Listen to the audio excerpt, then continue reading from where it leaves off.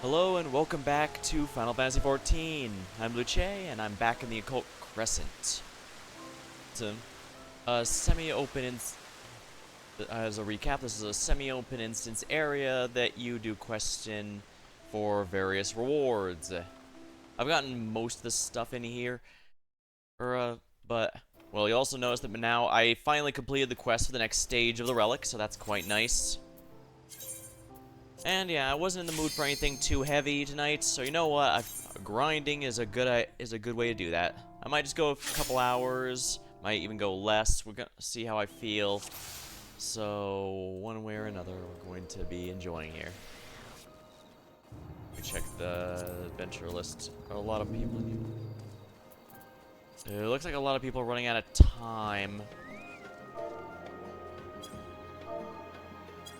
Alright, just do the use shout LFG and see what happens. Ah, perfect.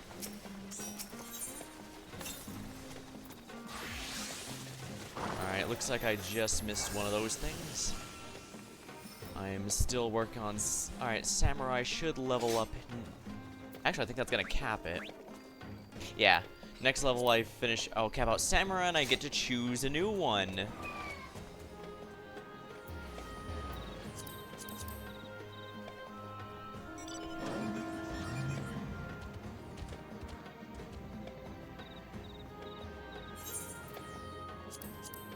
And I'll use the food as a timer. They said the chat here just said we missed a pot timer, so...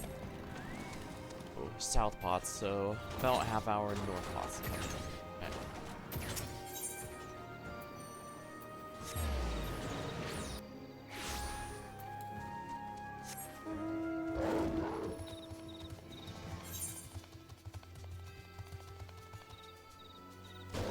It's off Taco Supreme, man, I'm getting hungry.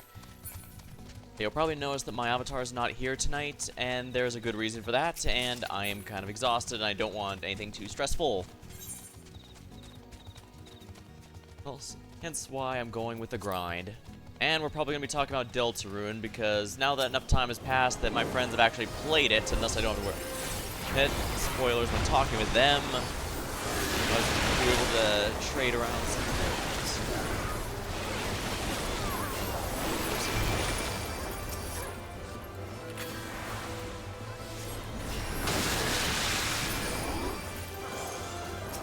Probably should be something. I probably shouldn't be red mage for this, but whatever. I should probably be a tank to survive better, or a healer to specifically prevent death by. Well, whatever. It's whatever.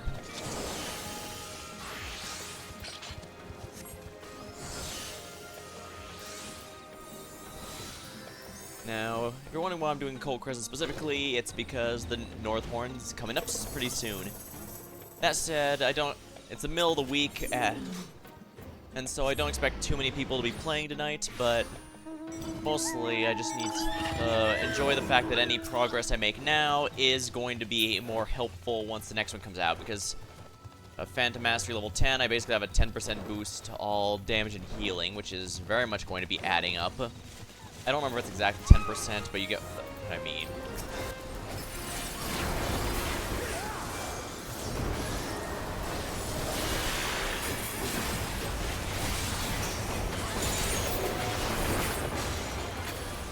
So there we are.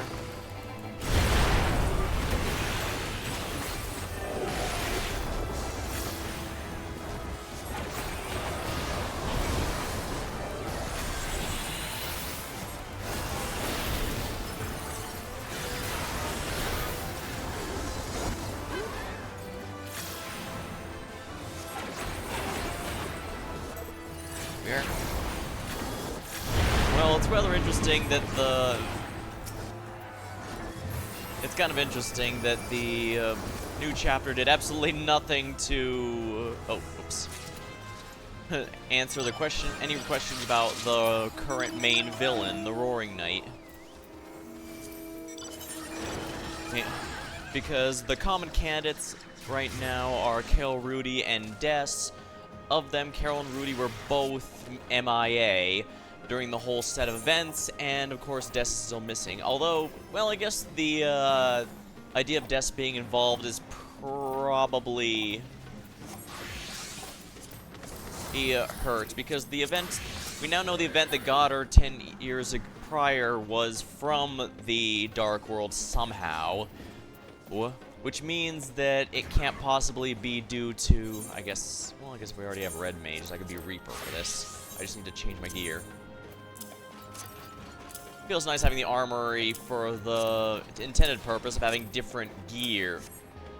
In this, and yeah, Phantom War Obscurum, that's a new one. I managed to finally upgrade the,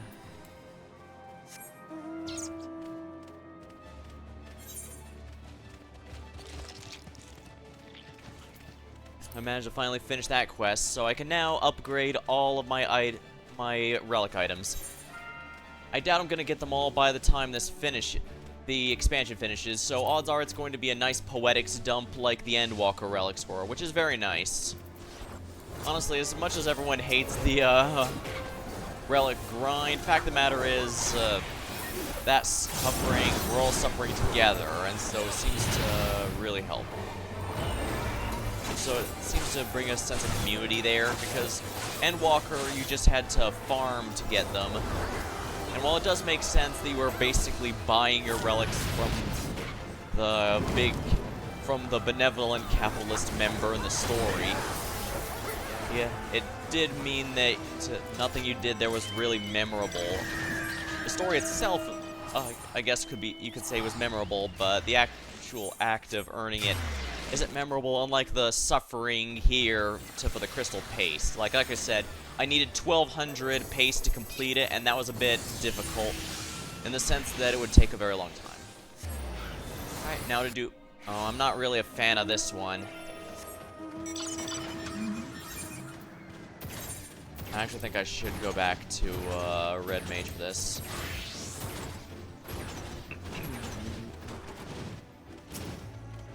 Oh yeah, I did finally get this mount from Cosmic Exploration. Basically I was doing some that day, so I figured, oh, you know what, I could probably just use some macros to go through that. Yeah, Cosmic Exploration and I guess Ishgard Restoration are really not very fun. And make no mistake, I didn't do 5 minutes and then give up. Let's see, where is it? Here it is. Yeah, the Hyper Needle is the penultimate relic stage for Crafter Relics this expansion. So make no mistake, I did that and it was a pain in the ass. It was not worth it. At this point, I might finish it out of a feeling of obligation, but I wouldn't get your hopes up. Because I'm not doing any others, even I might not, and I might not, but at least I got the mount. You can also buy which is this pink spider robot. You can buy it from the... You can also buy those from the shop, from players, I mean, but that's kind of the incentive to keep playing Cosmic Exploration once you've completed it. In theory, you can just keep getting the mounts and sell them to other players. I guess that is useful in its own way. I mean, if you have more money than sense, you can definitely go through that. Or I guess money and sense, since like I said, I'm not sure it was worth it for me to be going through all that effort to get the penultimate to Crafter Relic. But it is what it is. Alright. Now, as far as Deltarune goes, I know, a friend of mine was a little let down with it, and I can get that. Chapter 5 was supposed to be with 3 and 4, and I do get why, because it feels like 3 in that it was very much one of the more light-hearted chapters, kind of like how Teen Titans, the original, not Teen Titans Go, had some more serious episodes and some more light-hearted episodes. Now, supposedly it is the last one, and it's not like like with Chapter 3, it's not like we didn't get some plot advancement from it. It's like we do finally know.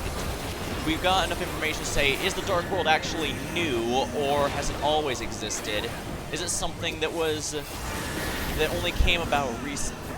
Is it something that is actually worldwide somehow, or Or, is it worldwide, or is it only in hometown?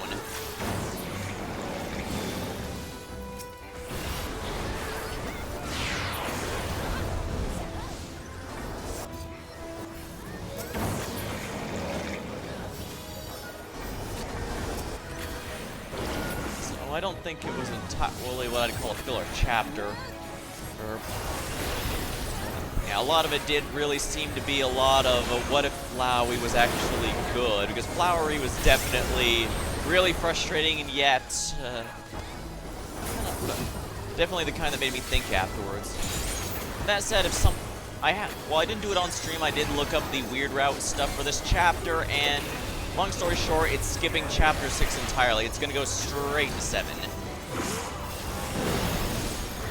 With the next chapter scheduled for next year or something like that, I'm starting to see why, since you don't have to worry about one route. But the more I thought about it, the more I can't help but wonder, what actually is the impetus for doing the weird route? Because if you try to kill everything like in the Undertale Geno route, you'll quickly find that you can't. And even though some characters like Susie during chapter 1 would absolutely back you up in trying to do that. That's it.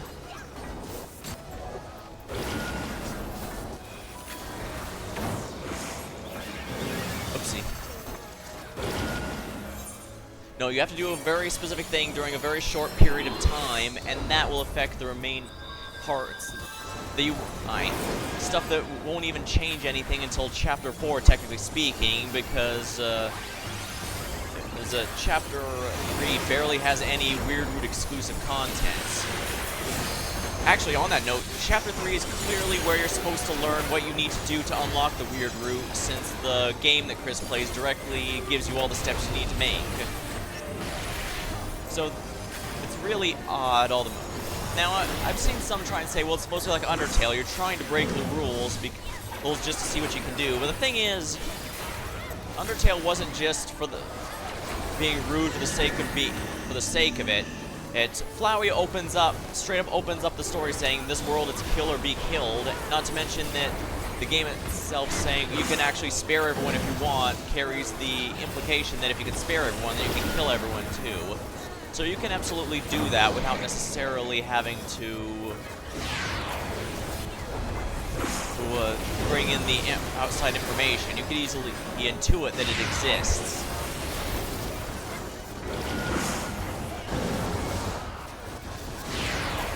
Come on, really? I guess that shows that I'm not in 100% shape. But this is also an area where that's not really a problem, so that's good. Both my mistakes and my teammates' mistakes are pretty much nothing here. Especially now that a lot of people playing have started to get their levels up. Their Phantom Job levels up, which means that all their damage and stuff is going to be way amped to make these go by faster. It's quite nice. So there's a lot of reasons it's quite nice.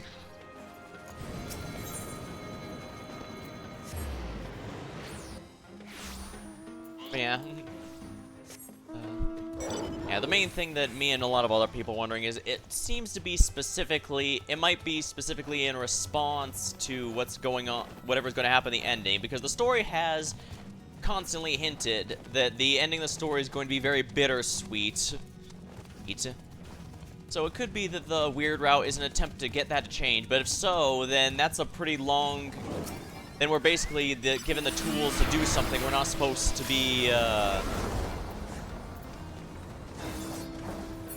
we don't have the context to understand why it's happening. Which honestly, more than anything, is probably a failure of the episodic format. Now granted, I will say there's a lot of things doing right. Like when the new chapter came out, I looked for where to buy it only to find out, oh, no, this isn't like all those other episodic games where you have to buy it episode by episode. I mean, he could have. Toby Fox is popular enough, people would just grumble and buy it anyways. But he didn't. And I think that's good, although it's still kind of messed up. That's kind of the standard. Heard he's amazing for not living up to there, you know? I don't know, I'm yapping so much. But then again, if you're here, you should be to hear me yap. If not, then this is going to be then I'm not sure. or while you're watching Twitch and not one of those YouTube long plays. Because there are a lot of no commentary long plays.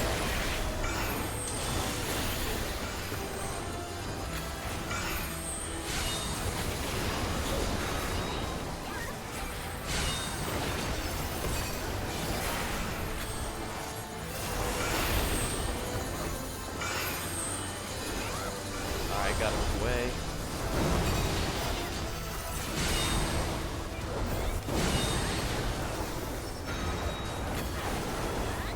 Ow.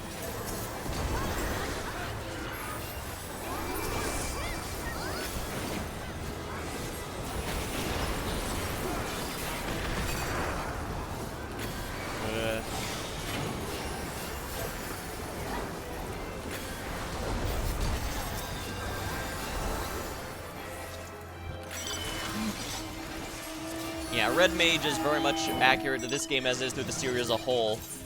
Well, offensive magic, support, and healing magic, but as well as some competent melee, but you're not as good as any of the ones that specialize in any of those things. Basically, choosing Red Mage means choosing flexibility, and there's definitely some value for that, especially since Occult Crescent is one of the very few areas in the game where you can actually care about versatility. Yeah, most high-end or even low-end content doesn't really care about that. High-end content is more about mastering whatever you come in with, and other low-end content is usually just clearing as quickly as you can. So here, actually considering, okay, I might need some revivals for the randos who drop to something here is always kind of nice. Or I could just want this thing to die quickly so me and my team get our rewards.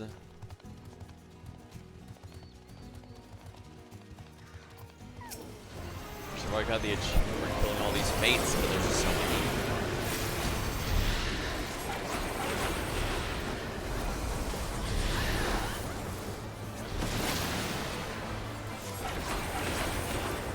Might as well limit break this guy. It's not like come next to critical engagement are set anyway, so you know why not. Yeah, I know I'm not doing my rotation right. I just felt my mind are going through a lot of thoughts. I'm not sure how to put them into words so I can share them.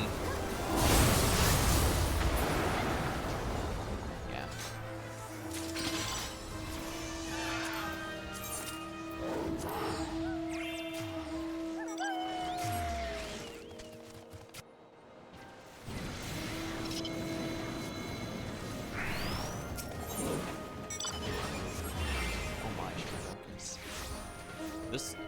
For some reason, this particular enemy feels like they... Ooh, chest, magnificent chest ahead. For some reason, this enemy feels like he's made out of paper. He seems to melt ridiculously.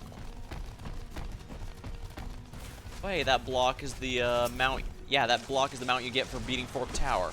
I should probably join a Discord server to do at least one clear of that, because you do get the amount, achievement, and a lot of details added to your notebook for that.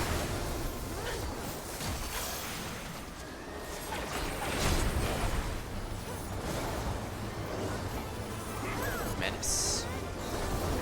Being able to attack at close and long range is a big, certainly a good perk of the job.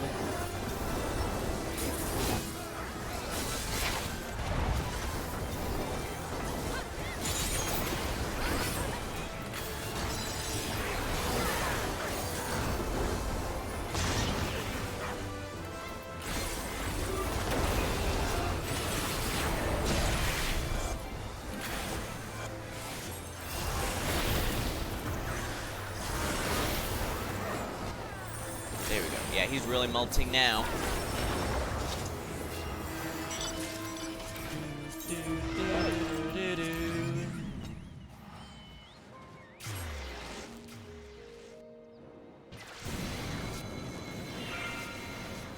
Critical encounter, good. Company of Stone. A lot of the ones in the White Mage Temple, the castle area here, have a good shot of... have a very low but now possible chance of dropping Occult Crescent exclusive accessories. They do the same thing as the Baja and Eureka ones. They just increase your stats and effectiveness while in the area, which it's not much, but it is kind of nice, especially since those are one of the few things that actually sell well. Because before that update, basically nothing in here sold. Even the carrots that can give you very special chests, those are better. Those would earn you more by being sold than anything you could possibly get out of them.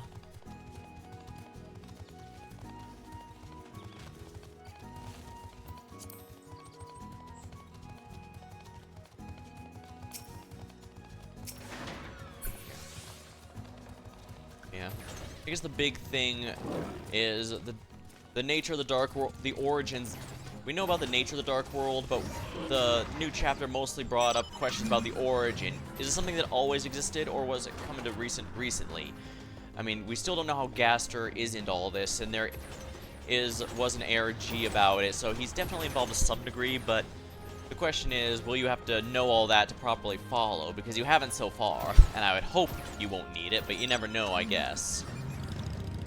Supposedly, Deltarune was based upon a weird dream Toby Fox had before, and this happened even before Undertale. In fact, making Undertale was largely just to be a game to practice his skills on before he made Deltarune, which is part of the reason he was terrified at success, because that wasn't supposed to be the magnum opus.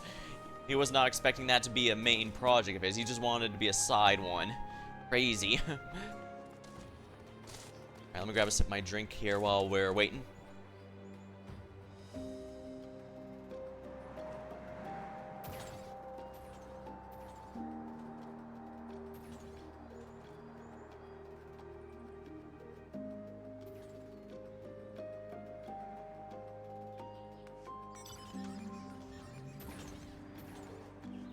Final Fantasy 15 in a car there is really nice, because if you were here when it was coming out to promote Final Fantasy 15, you got one of the very few multi-person mounts without needing to go to the cash shop or do anything really heavy. Like the Mentor, I believe the mount you get for 1,000 Mentor roulettes does in fact grant you a multi-person mount, theoretically, so that you can help carry around lower-level players.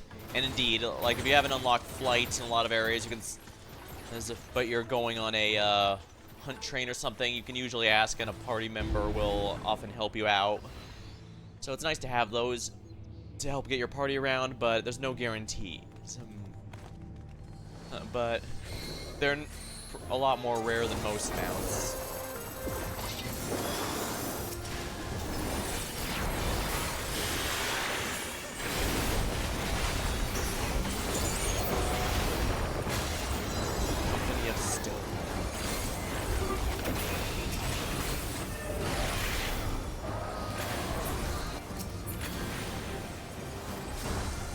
Go.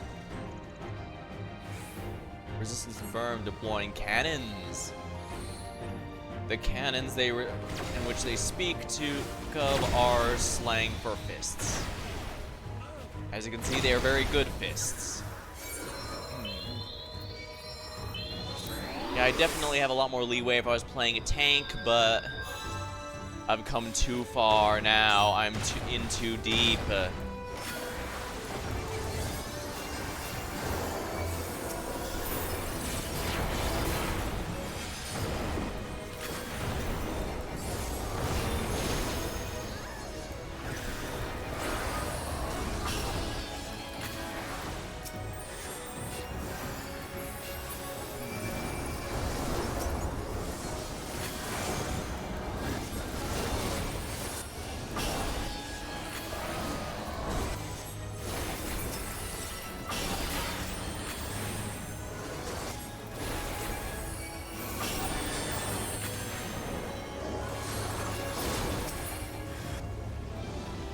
Are.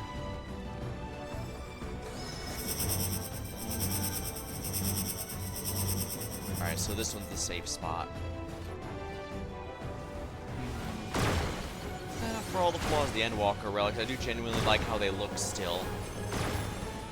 But I guess we'll have to see how I feel about the,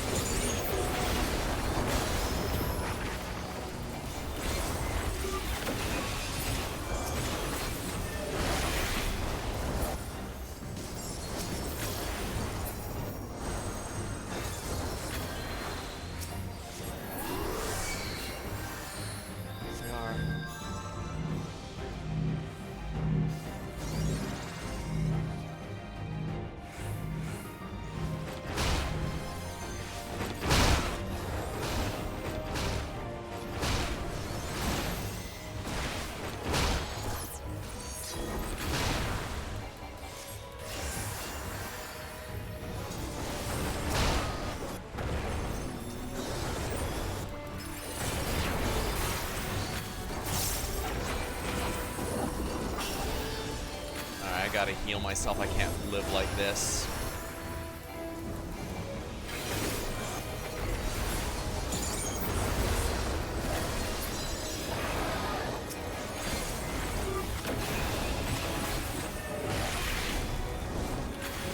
I don't mind boss fights that are just gauntlet fights like this. Granted, I wouldn't like them all to be one, but a step at a time, you know?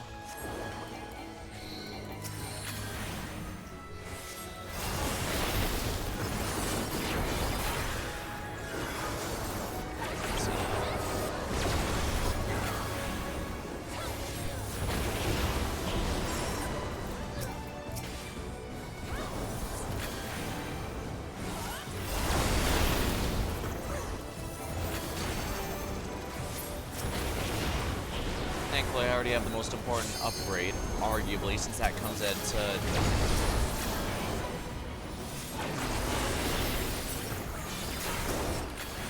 here you go. Megalo Knight. Bare-fisted death.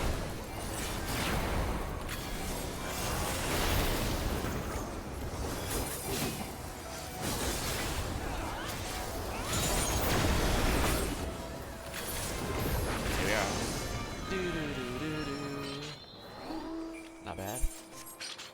Got nothing out of that. Yeah, I'm trying to empty out my inventory a bit. Some success, some not. It is what it is, I suppose.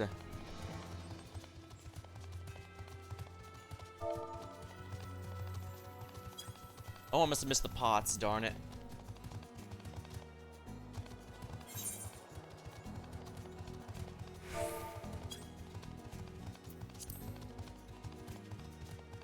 I should have realized. Oh well.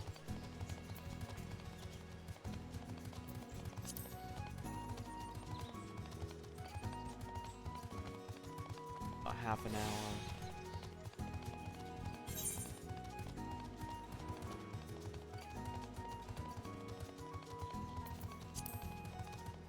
Oh well. Still, the critical encounter gave me a substantial amount of experience, and I still want to max out Phantom Samurai. What should I do next, anyways? Let's see here. Chemist is a very meta one, as is Cannoneer. Gladiator, Freelancer levels with everything else, so. Ranger is memed on for being terrible, so maybe I should do that one to get rid of it.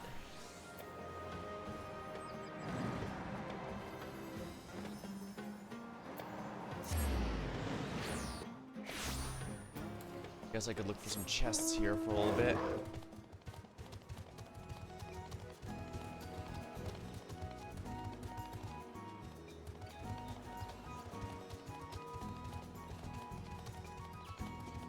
I guess I really haven't anything of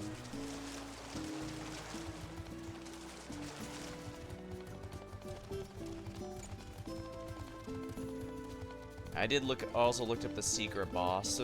I was not expecting a returning character to be in that kind of role, but it does make sense and recontextual and fit in with the general themes, since the bonus bosses have often been a reflection of the main character.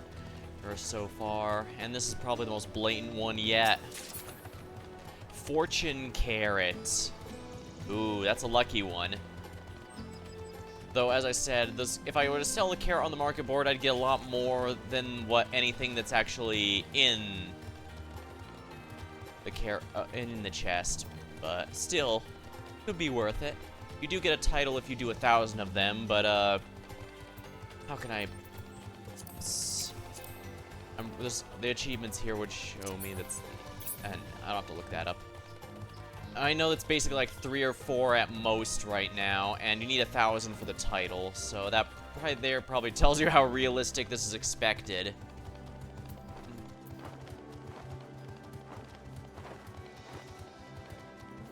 Now granted, they might be a bit more common once the North Horn comes, but I don't expect there to be a huge amount of people here.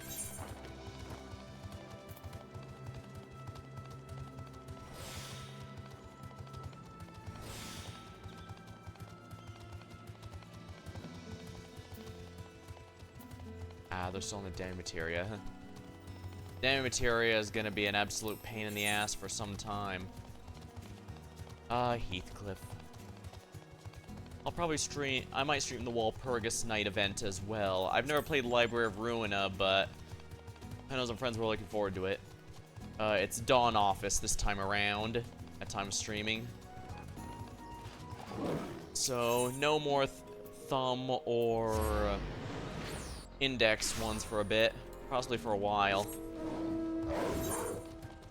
I was kind of hoping it'd be one of those two so that they could have at least have a reasonably full team, but it's whatever, I guess.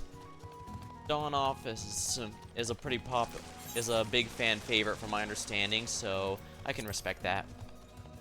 Mostly I was told that the issue with the finger members, oh, those are from later on in Ruina, and obviously they don't want to do that too late, and I can 100% respect that. Whenever there's a crossover and references like Geo, Problem Heroes, whatever you want, those kind of games, you need to avoid having, even the new Dissidia gacha that they came out a while ago. You generally don't want to release all your heavy hitters right away, or you'll be running out of the stuff you can actually market later. You gotta spread it out.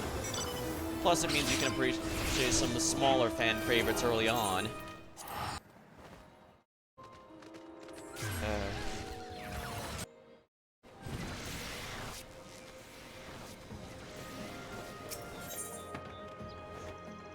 Knowing me, I'll probably cap them out eventually. Maybe even not on stream, but I guess we'll have to see.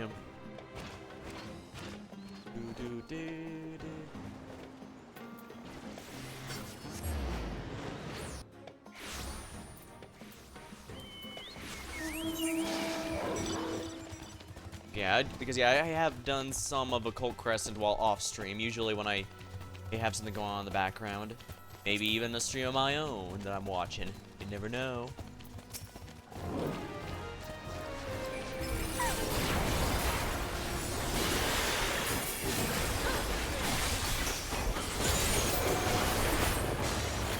Great ball of fire. Kill.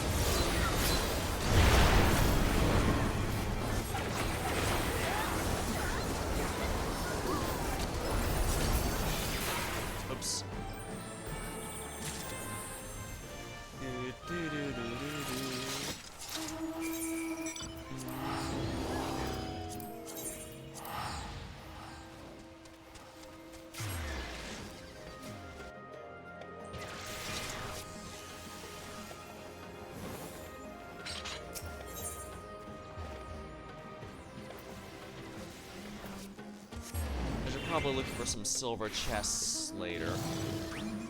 Technically speaking, I could do it now. Let's take a look. 1 silver.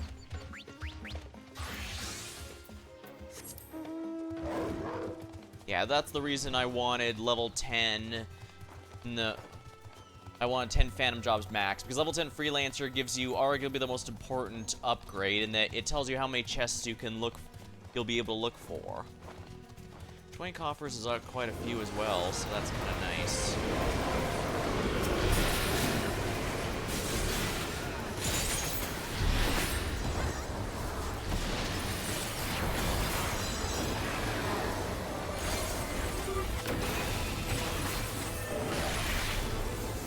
Definitely a lot of Final Fantasy V references, but I genuinely don't know who the owner of this island thing is going to be.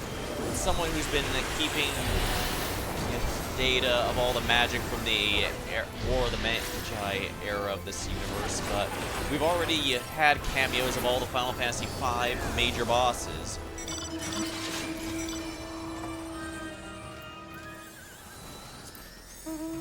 Aside from, I guess, the theory that Archive, the Tom Berry is actually the mastermind with the amnesia, I'm not sure who it could even be that we haven't met yet from that series game. I guess it could be someone new, but this game tends to prefer leaning into fan service whenever possible. And wow, we have not gotten a critical engagement for a while now. Full contention.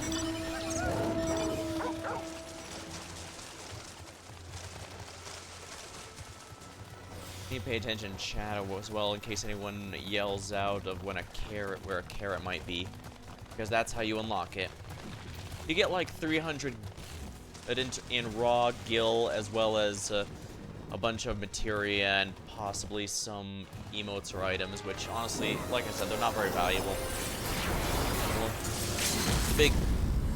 that 300k. That 300k in raw gil is probably straight up the most valuable thing in those coffers, especially once the expansion ends and they no longer have a need.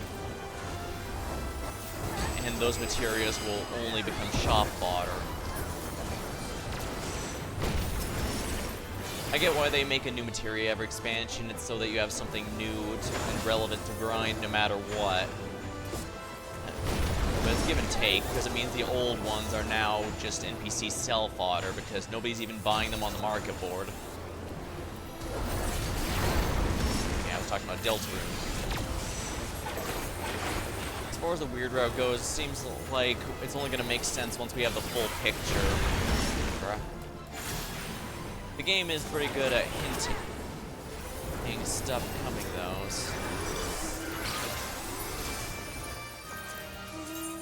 And supposedly the weird route might lead to an even worse ending than the one that's trying to be avoided.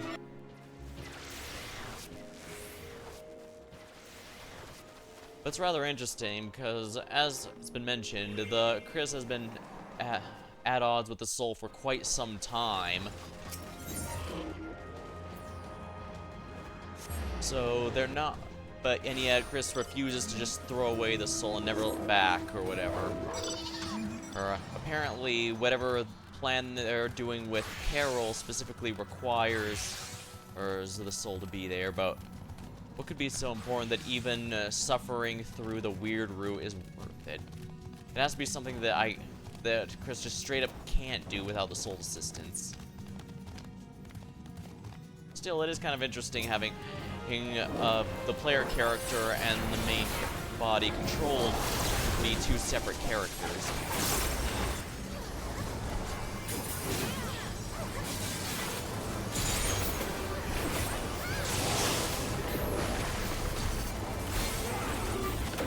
I used the wrong one there, whoops.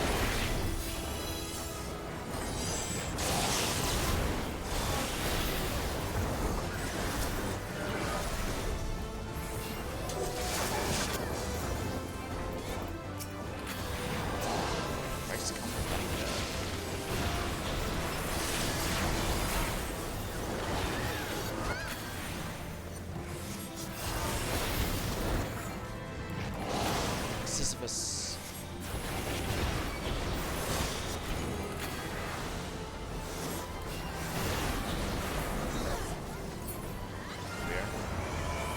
Finally, it's been too long since the last critical encounter.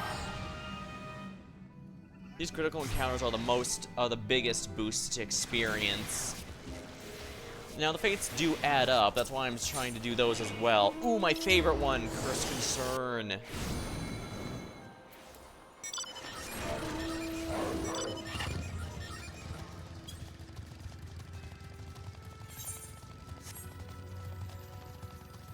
Alright.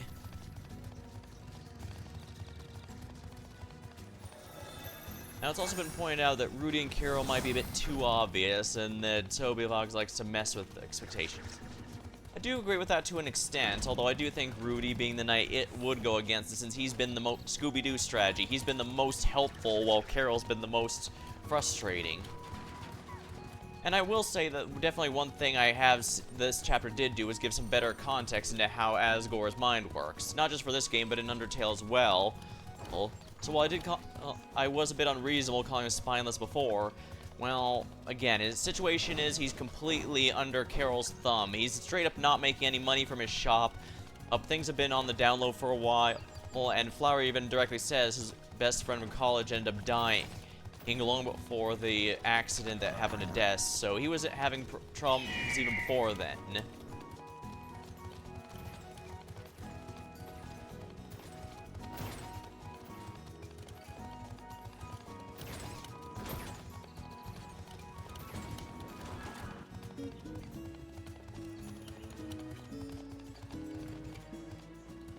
I believe this one's from the Vanu quest. Ooh, this one's from the new Pilgrim's Traverse, the new Deep Dungeon. Part of me's wondered if I should do some more solos of do some Deep Dungeon solos, because once you get going, it's actually not too rough to do one of those. Those Deep Dungeons are very watered down roguelike modes, so it's kind of nice, but it does require a bit of commitment since you have about an hour to 10 floors, and depending on the class you go with, you might very much be rubbing up against the timer. As a DPS main, I typically do it as a DPS, which the good news is things die faster, so the timer isn't as painful, but there's also less room for mistakes.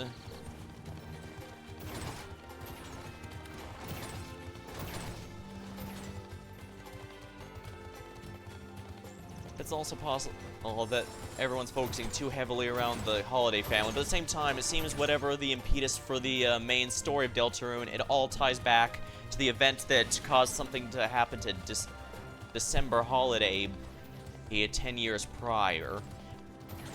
And so figuring out what exactly happened then. On that note, poor Asgore got memed on in a second game in a row. Though at least this time, it's not because he wasn't evil enough to be the final boss. It's because he made it very clear he was about to tell Boozy, Chris, and everyone exactly what was going on with the plot. What happened with the plot and all that, and obviously it's too early for that resolution. We have 2 chapters to go, and so, yeah, he had to get captured to prevent from ending the story early. It's kind of like the famous Aerith scene from Final Fantasy VII. As much as people wanted to find ways to save her and all that, fact of the matter is that can't happen, because if she didn't die right then and there, the plot would be over.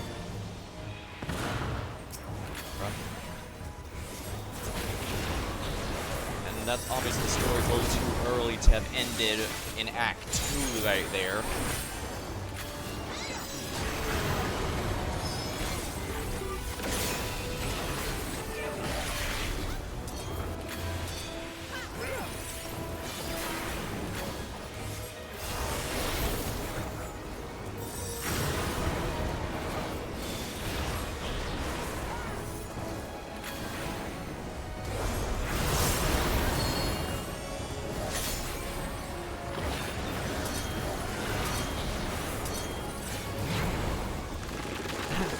This one's still a lot of fun. I love it. It's got a gimmick that requires you to pay attention, but it doesn't. It's not a complete pain in the ass. It's pretty intuitive what you need to do. 1 coin.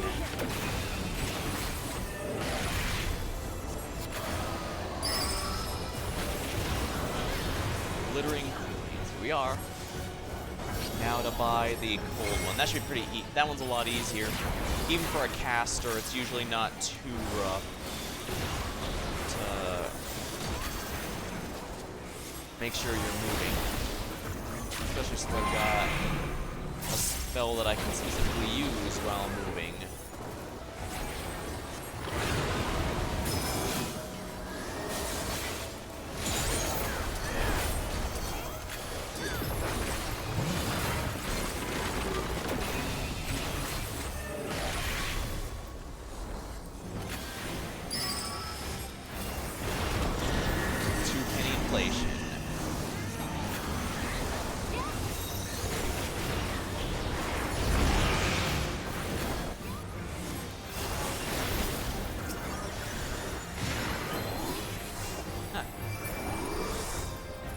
Yeah, like I said, I love the recommendation. I love the flexibility Red Mage has for an area like this. Alright, so I need 3, and I have to grab 2 bags of points to do so. No lower, because then obviously that's not enough, and no higher, he will not make change.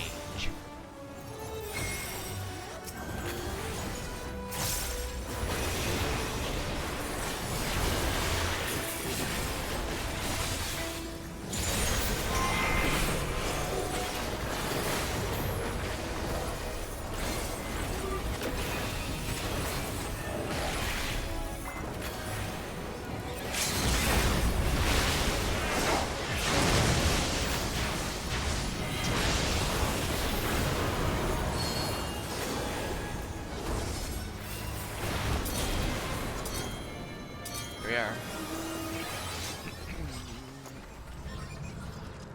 Trade tortoise. Not bad, not bad. Yep, we're almost maxed out on samurai. Haha. Pots and 7. Okay, good to know.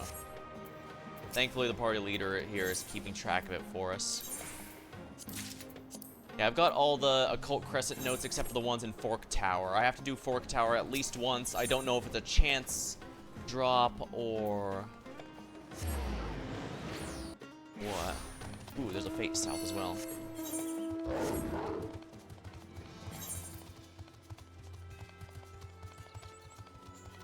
A Prying Eye.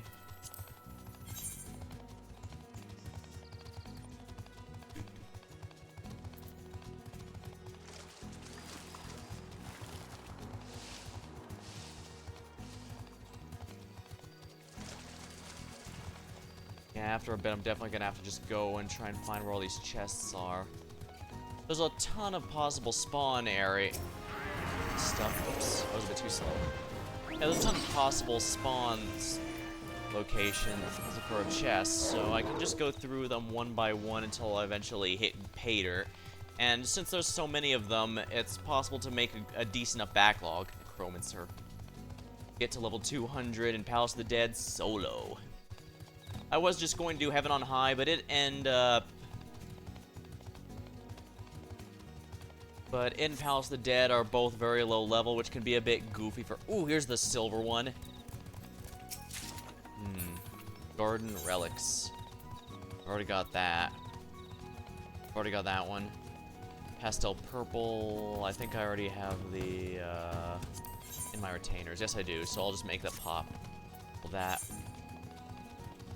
Well, alright, looks like pots are coming up soon, so time to prepare accordingly.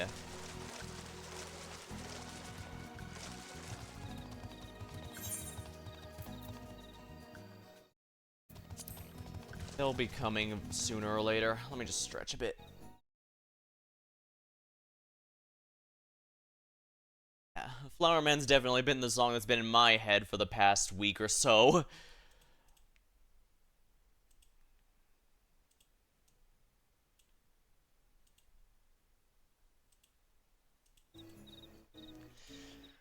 On that note, it's kind of funny. Right after I finished the game, I got an alert to a patch nerfing the boss. I don't know if I should be happy. I don't know if I should be smug or happy because I beat the boss pre-nerf, or frustrated because I was suffering. But and then immediately that suffering was resolved.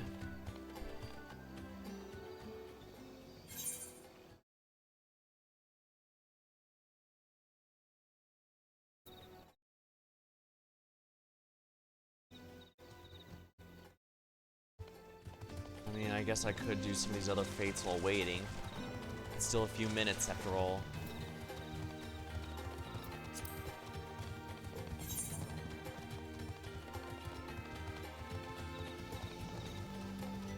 I don't mind going a bit accidentally overcapping experience on a fate, but for a CE, I definitely want to make sure.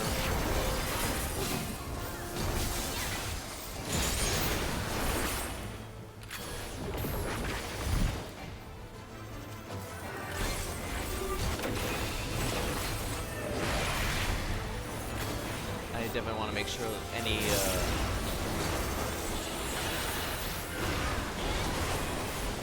I definitely want to make sure a critical engagement's ridiculous amount goes to something that can actually use it.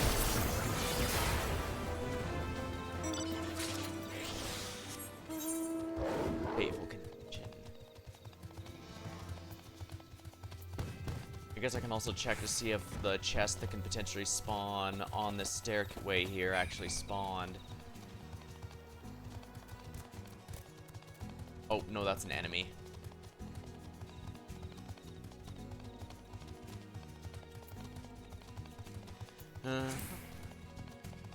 Technically, you can get about 60, you can get 15 jobs, phantom jobs max. The 15 one is mostly a quality of life, since it allows you to give your entire party the 60-minute general stat buffs.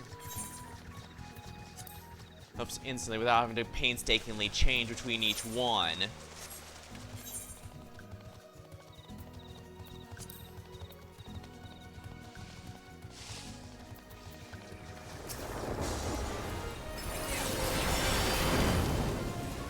Oh wow, the Divine Veil saved me.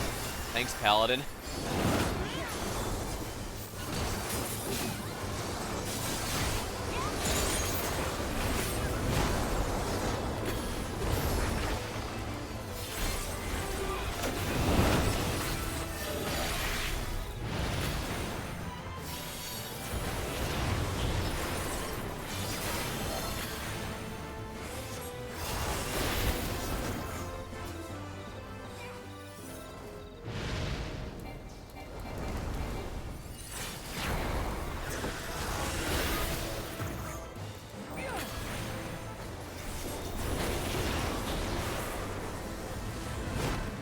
Using some of these actual samurai skills.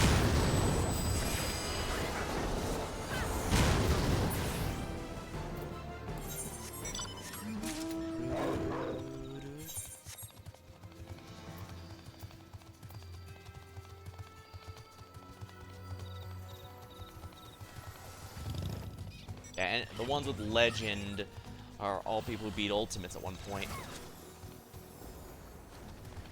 Stars, that's from Sublimated Stars, that's from a Cosmic Exploration, Wandering Vanguard, I don't remember where that's from. Yeah, Perfect Legend, that's an ultimate for beating Alexander. Final Fish is a fishing one. Genesis of Legends, that's huge. Or rewritten ultimate. Saint of the Firmament, that's from Ishgard Restoration. Monster Hunter is Rathalos. And let's see here. Green Eyes is a summoner job title. Of course, Dead Man's Tale is right here in Occult Crescent. Thankfully, it should be pretty easy.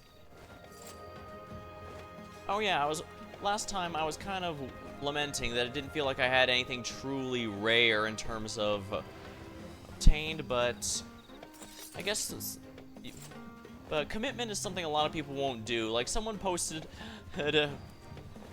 a joke about how every time they check an achievement list, it was like, hey, King asshole, beat King asshole super boss who crashes your entire PC if you lose, who's 12% of people got achievement, collect all floor pose, 1.3 people collect achievement. So there's definitely something to be said about actual commitment achievements. Like, even the my complete all beast tribes. Like, I've completed all beast tribes. I've gotten maximum rank in all 3 grand companies. Most people will never do any of those. At best, they might max the rank in 1, but since you actually have to put effort to get to the max rank in, what's this one? Weapon. Exquisite Polaris Point. Oh, alright, that's from the Augmented Endwalker stuff. Those are really nice.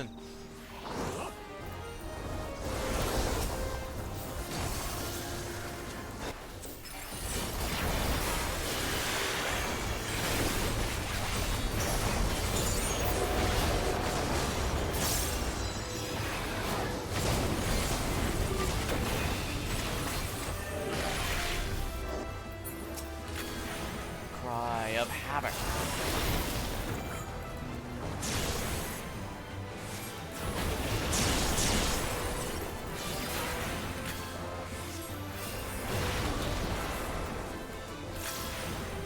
I've also Unfriends who defeated the super boss also said they actually found the Chapter 5 super boss even harder than one in Chapter 3. And Chapter 3 is the obligatory scripted fight you're supposed to lose. But wait, what if you didn't? Yeah, I guess if you don't play Deltarune but you're listening in for whatever reason, basically, like a lot of more recent games, if you win the fight you're scripted to lose, you get a nice little reward, but the story continues the same as before. As if you lost. So the story's the same, you just get a nice little reward for the efforts. And that is kind of nice.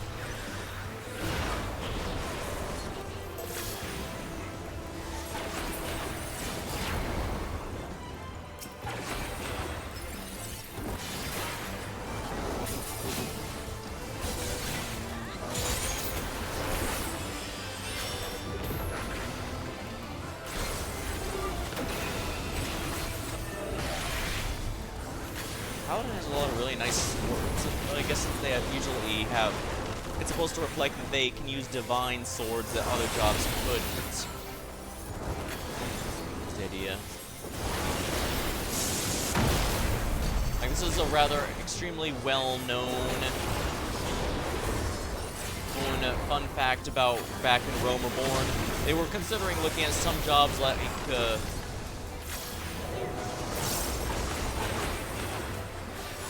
Dark Knight, how they...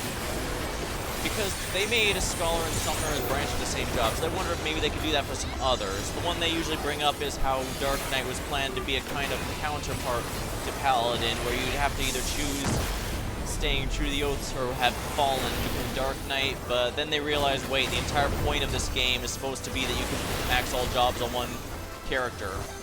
If this was a single-player game like Wrath of the Righteous I was playing, that would make sense to have one route that cuts off the others, because, hey, that's a story route you're doing. But for an MMO like this, especially one where the whole point is you can do everything on one character, you don't need alcoholism like I've had in so many games in the past. That's not a good idea. Lots of thunder. Far, far to the north.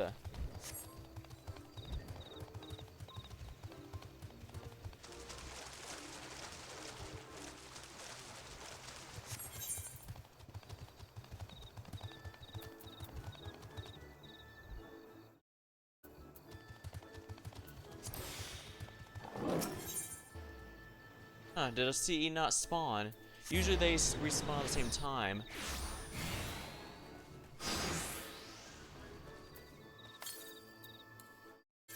Northeast.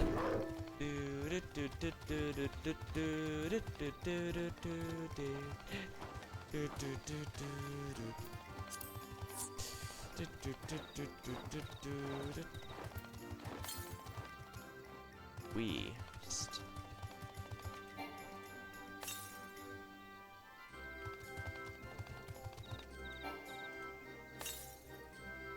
South.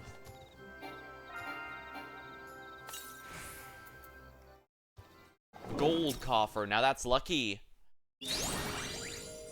Occult ring of magic. Ooh. If I equip that, it will become soulbound. But if I sell it, it's actually worth money. Yeah, those are things that are in this area that are actually, in fact, worth a lot of money. Of course, since I've been hanging out here so long and I have no intention of stopping, that could be a sign that I should use it. After all, I'm going to be hanging out here. But at the same time, will I be doing this if, say, Evercold has an open field exploration area? I'm afraid I genuinely don't know, and I'm not sure if I really want to,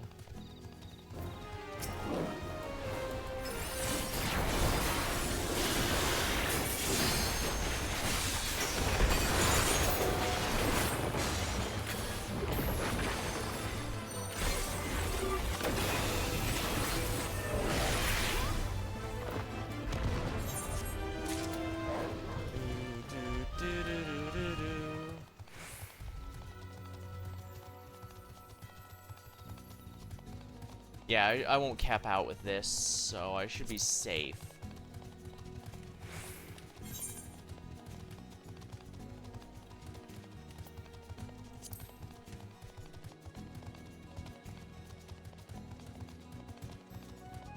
power go out. 1500, yeah. Gold is needed for the upgrade stuff for the gear here. I don't know what's gonna happen. I'm told Baja basically had us that if you upgraded the southern front and the Zadnor stuff together, you'd get a souped up thing that's absurd for the area. Might be worth doing here. There's no achievement for it or anything, but it's a nice sign of status, that's for certain. Some people still have...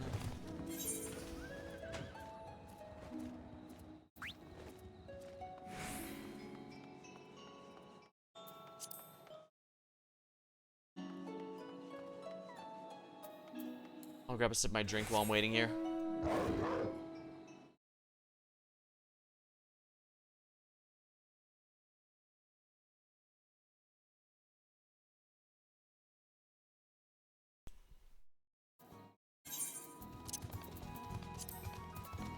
I can check later, but for the moment, I want that out of the way of all the other stuff. Yeah, this doesn't sell. This, honestly... So I already have I'm pretty sure I already have this in my glam dresser. Yeah, I do, so... This is better off desynths.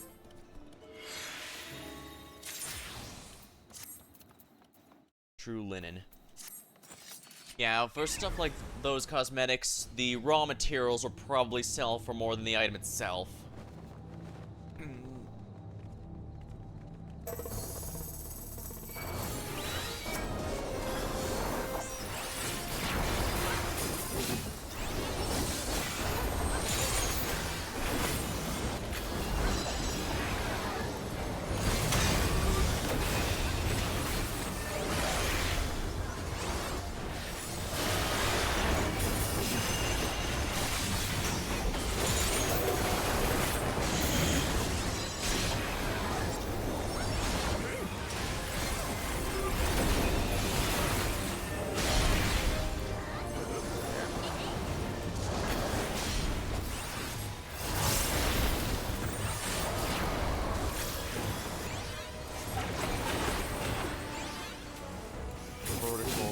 So, up down, and then side.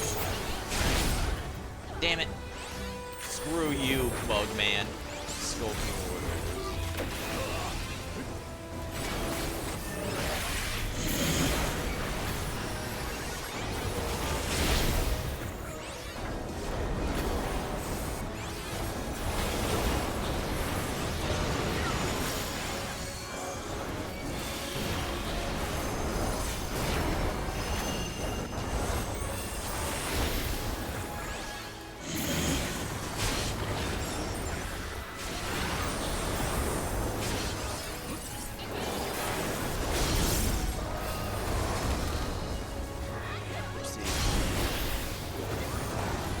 I'm in a safe spot now, at least.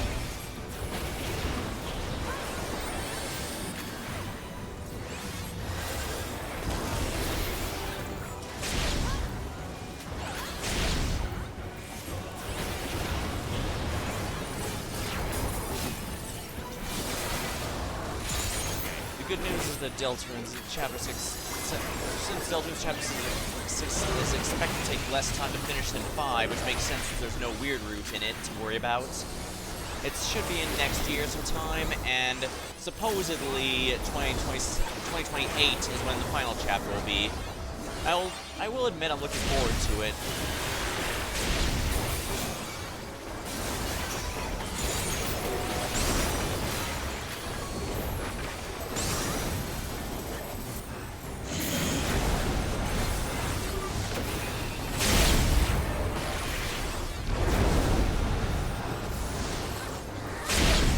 I knew I didn't make that. How mildly annoying.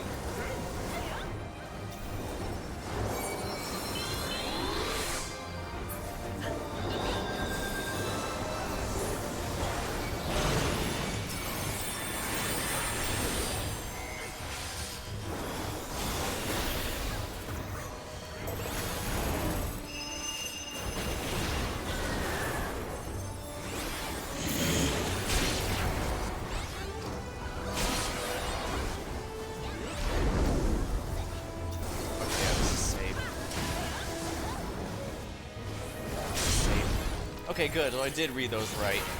Horizontal means the sides first.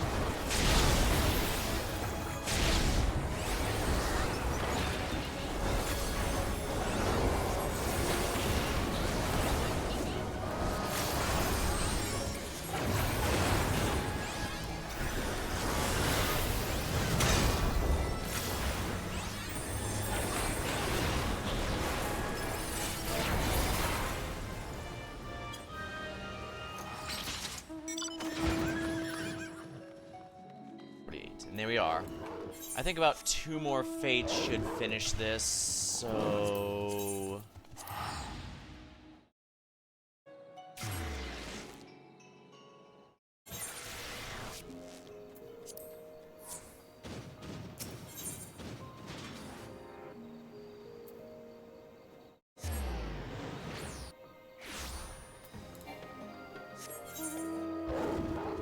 Looks like the party's falling apart.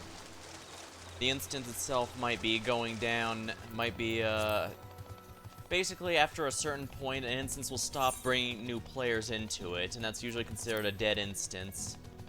The existing ones can stay until their timers run out, that's not a problem. But with no new people coming in, that means as more and more people leave or their timers run out, start to run into things. Very weird things.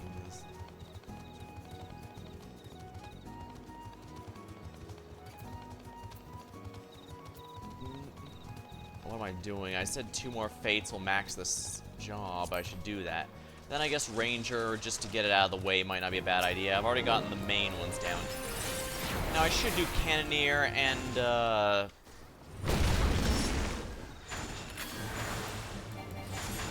I should do Cannoneer and Chemist since those are the meta options. In fact, those are the ones it's recommended to default to if you don't have any particular personal preference. That said, I'd probably stick with Oracle as a default if given a chance.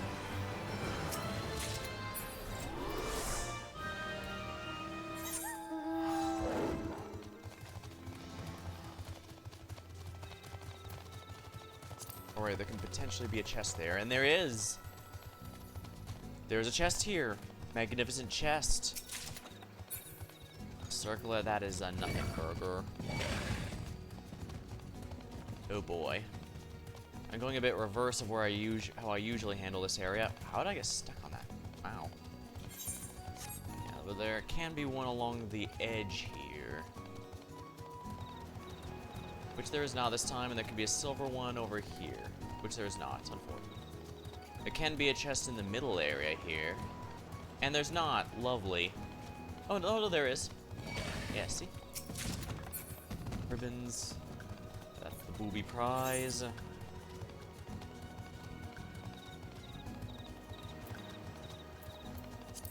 And of course there could be one all the way up here.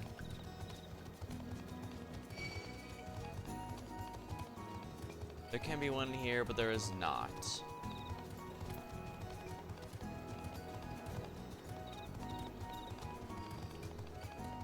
Yeah, sight, scent, smell, which is basically proximity, and blood are the main ones here. And by blood they mean if you're low on HP.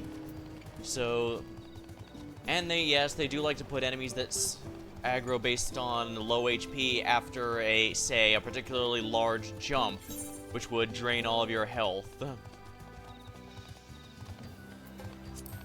Yeah, this game does not make falls lethal unless you're in combat when doing so. But as a result, this also means they know and expect people to be completely cavalier with their lives. So that's gonna be a little hilarious. There's a chest here, but there isn't today. Unfortunate.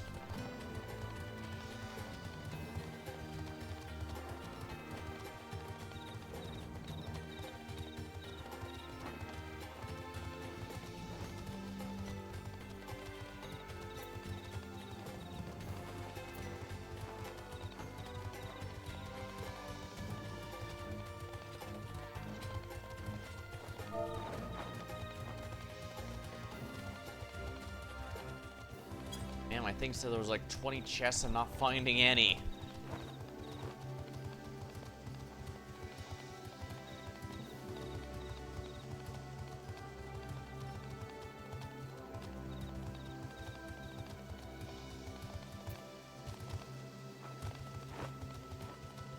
go up here? Well, there shouldn't be chests up there.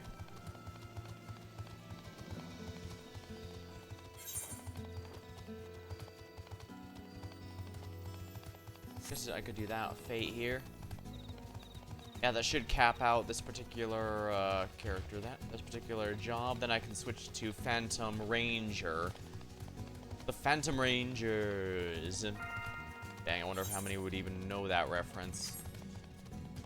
Well, I could reference a bunch of different things, actually. So, yeah, it's just that the asking for a specific one might be a little much.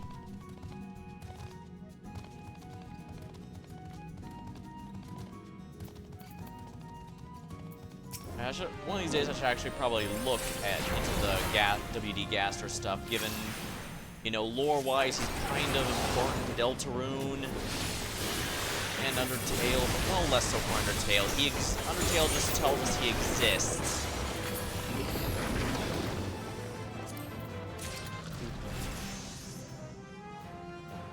Phantom Job, level up. And I now have 11 Phantom Mastery. Oh yeah! Gladiator, Finisher, Blade Blitz. Yeah, you know what? I'm feeling Ranger. Barrier around self and party members. Phantom Aim. Increases direct... Ooh, that's not a bad.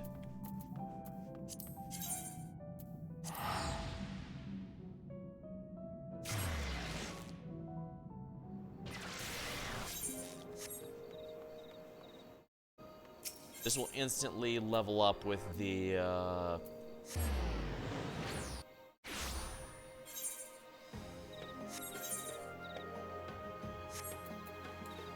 CE, so I'm not gonna worry about that much. Although I guess I'm going down here anyways, I could look through here to see if... wait, no, Freelancer... No silver, so yeah, there's no point in looking for a silver that does not exist. I can, however, look for some bronzes around here. There's at least a couple, although, I don't know, I picked up the bronze that was here very recently, so there's no way it would have come in that amount of time. Critical encounter. The more of these I do, the better, really, since these are the best way to be leveling stuff. Let's see here. Occult Falcon, just an potency of 10 to all enemies. Potency scales item level, stun. Okay, so it does basically no damage. Additional triggers traps in that area. I see. The point of that is just a trap search. 6, wow. If there's this many levels, then that usually means it'll level rather quickly, so that'll be nice. I imagine once Northhorn comes, that'll also give a bunch more Phantom jobs to play with.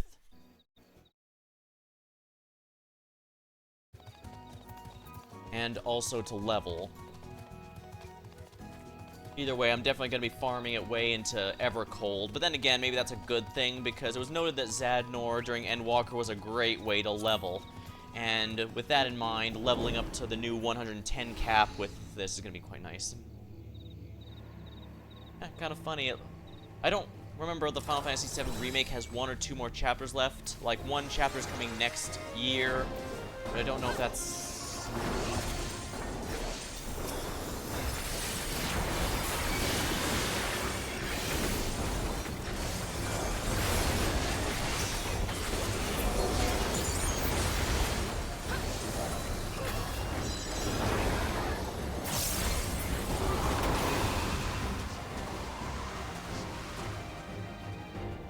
This corner's safe.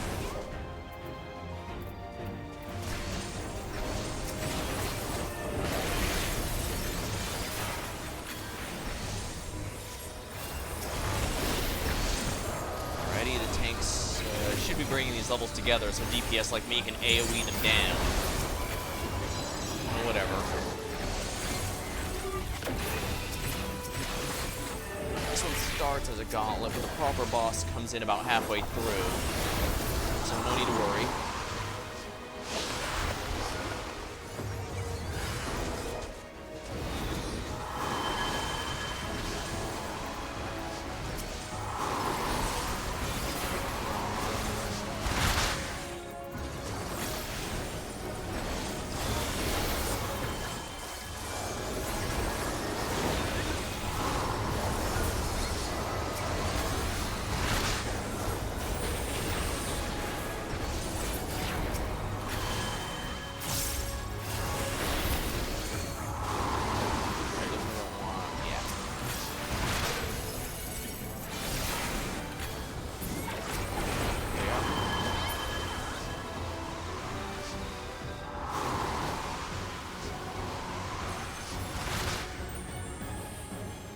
second, wait till this rotation ends, then should summon the Black Star boss. Here we are.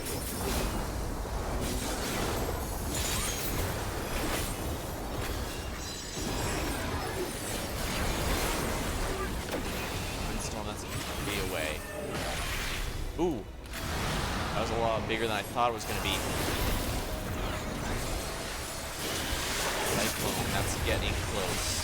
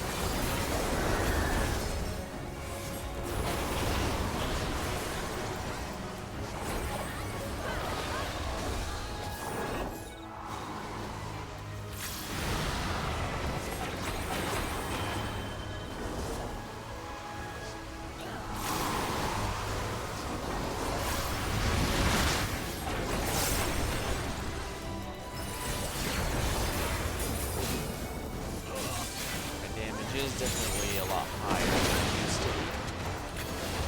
That's for sure.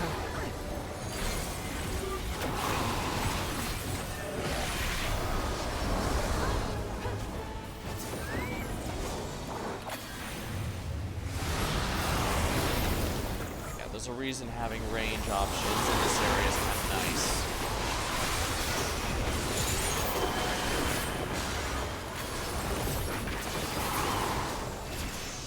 Critical encounter 1 and level up the Phantom Job. Colt Featherfoot. Instantly dash.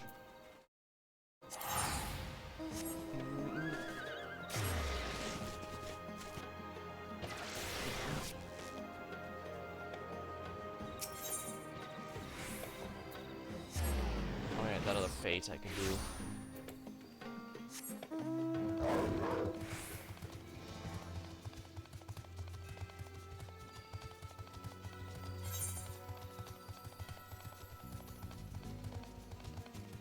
I guess there's also a bunch of chests that could potentially be inside the Lost Citadel that I should be looking for.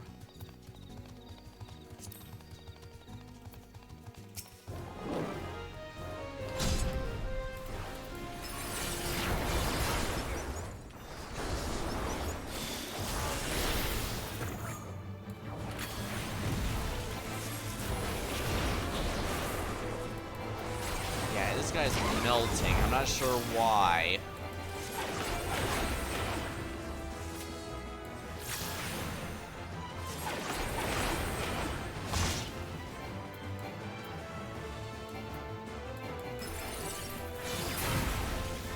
There we are.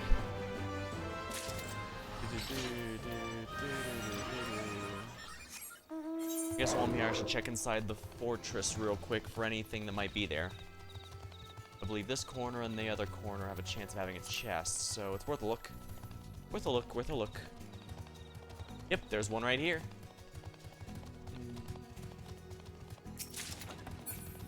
Emerald Crystal Bowl. How many of these are there? I mean, I could look it up, but that would require me to not be lazy.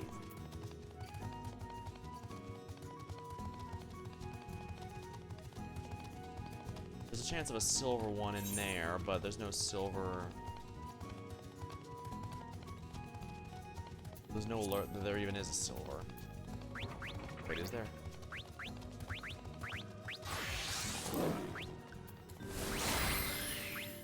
Yeah, no silvers.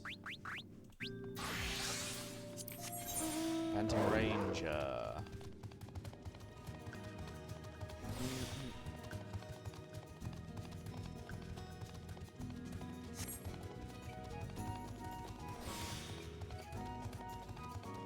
Yeah. As you can see, the party member here is doing these buffs one at a time, changing jobs each time to do it. Freelancer will just do it all automatically once you get all 15, which is really good quality of life. It doesn't actually improve any.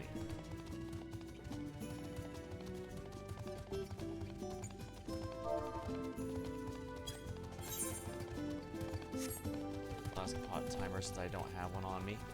Ooh, chest. Clear demi-materia. Yeah, I might have to leave in re-instance if nobody's here, which it might be the case. Yeah, more time's going by, the more it seems that this is indeed the case.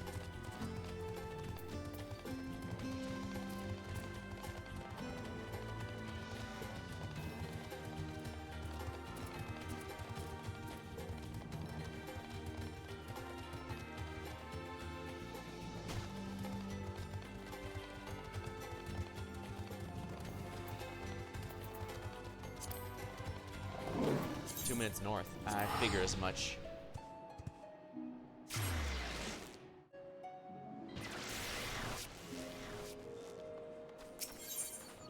At least the nice thing about a smaller instance. Oh good, and it means I have an excuse to skip the one I hate the most.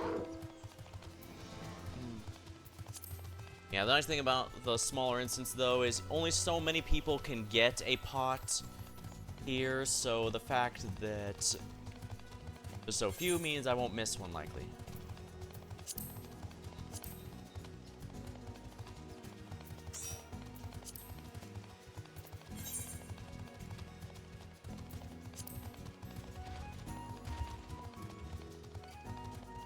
Well, at least I got another chest, and that's good. The final fish.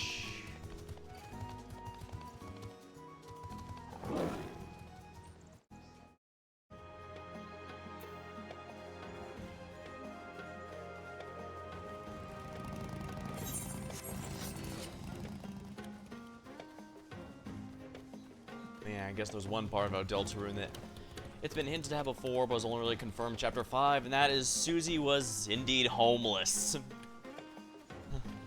Yeah.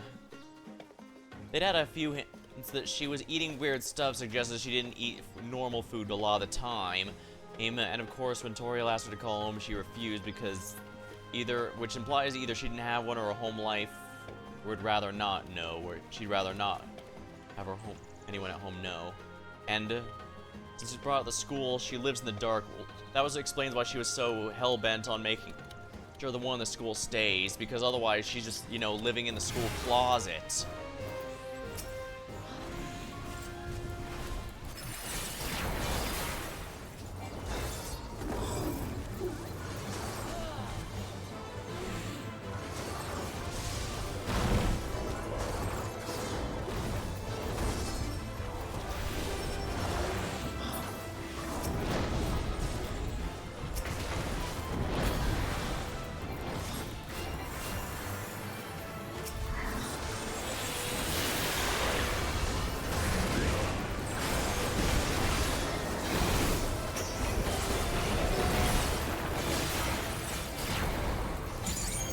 That pull-in they do is actually a bit of a pain in the ass because they don't time it or anything. They can pull you in when there's absolutely no possibility of dodging. It's just a danger you have to deal with.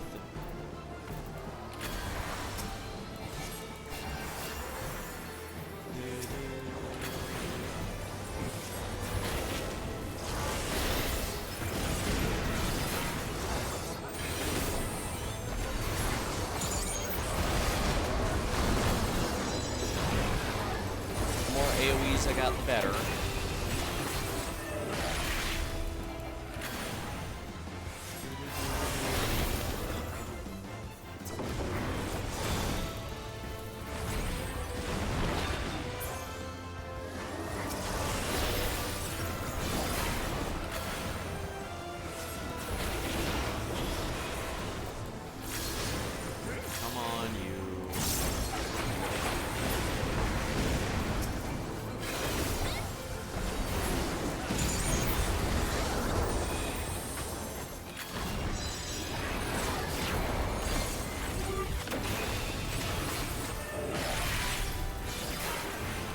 Alright, they're dying one by one, but these guys are really tanky right now. Okay, good, that's one down. Another one down. Everyone that falls.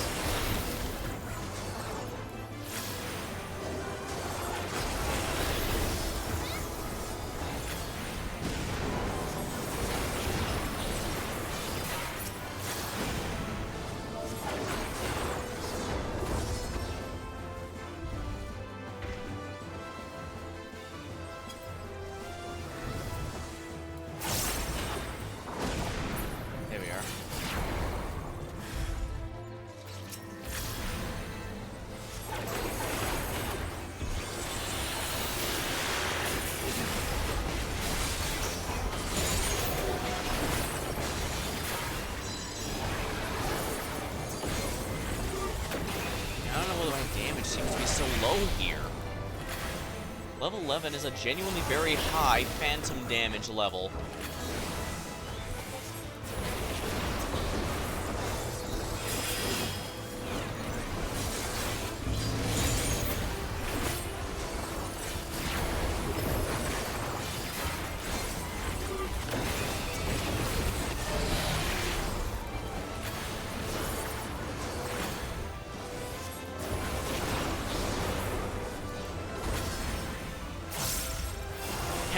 My party is confused as to how this thing is so damn tanky.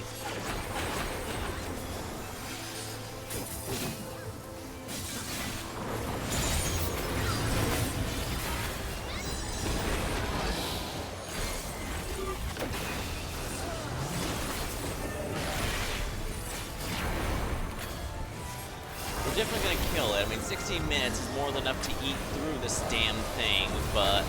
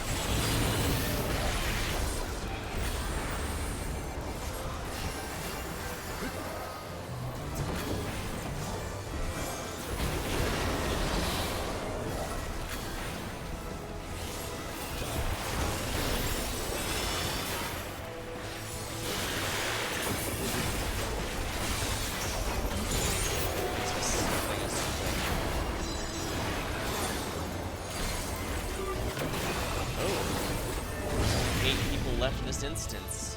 So yeah, they did stop bringing in new people ages ago.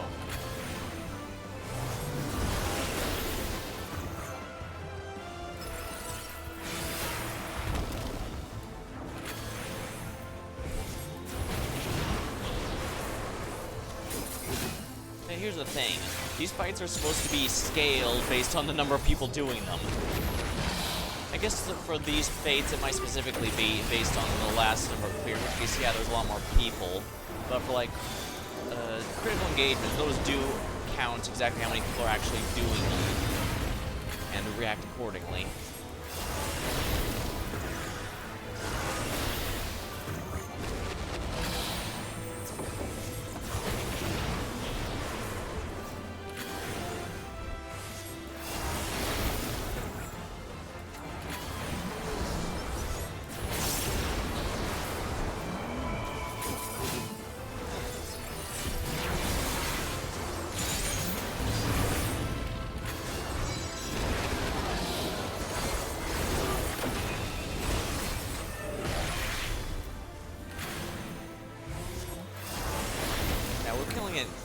And at least the good news is, with only 8 people here, we're all guaranteed to get a pot out of the deal, which is good, to be sure.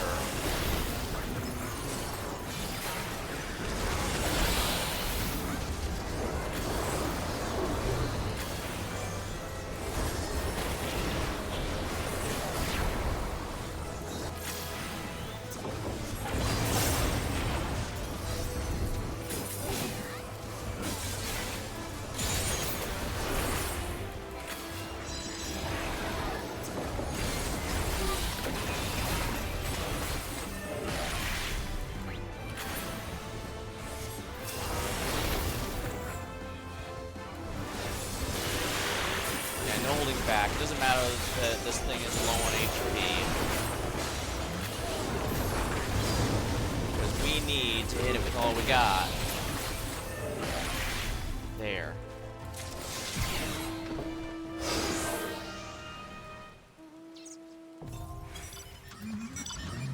Yeah, at least we'll get a pot. Northwest. Oh my. Well, as long as it's not in the caves, I can deal with it. I think technically... Ooh, another chest. Magnificent chest ahead.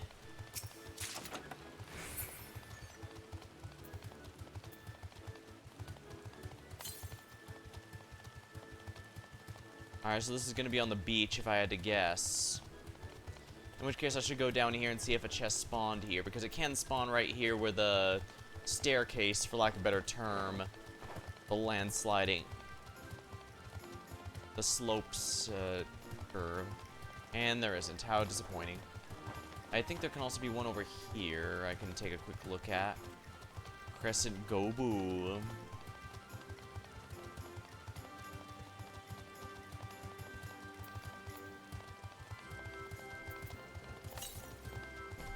Northwest.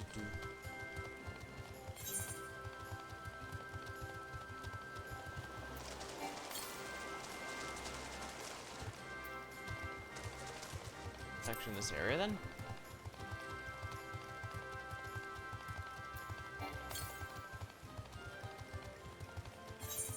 Just west. I haven't been here before.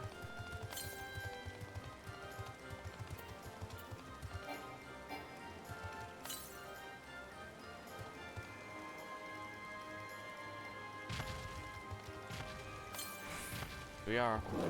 Silver. Not bad, not bad. More materia.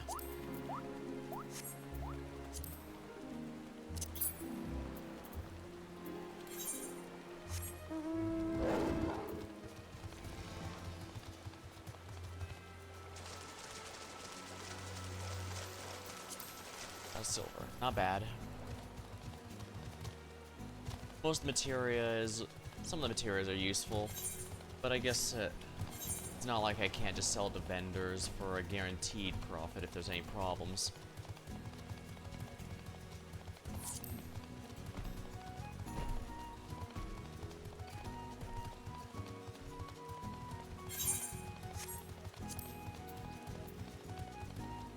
Yeah, there's only 6 people here left, and all of us are on the last hour, so...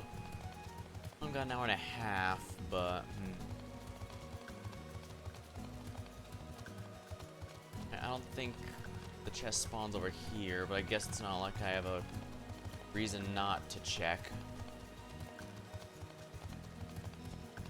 I did get a second one. Lucky if so. Yeah, the pots have a small chance of offering you a second pot treasure after the first one.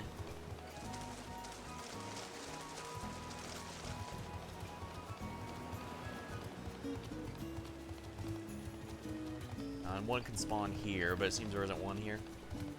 Leshy, they were fun in Inscription.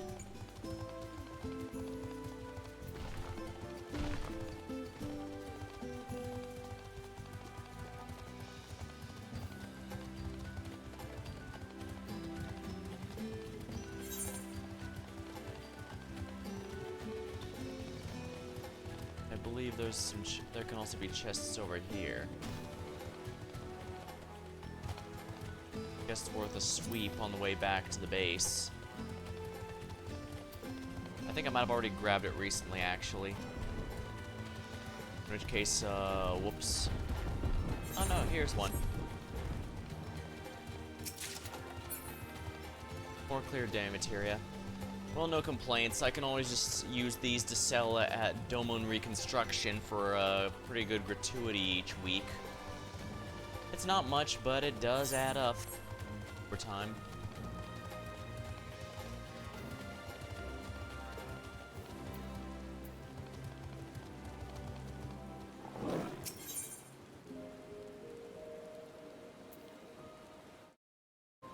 Checking the caverns might not be half bad either.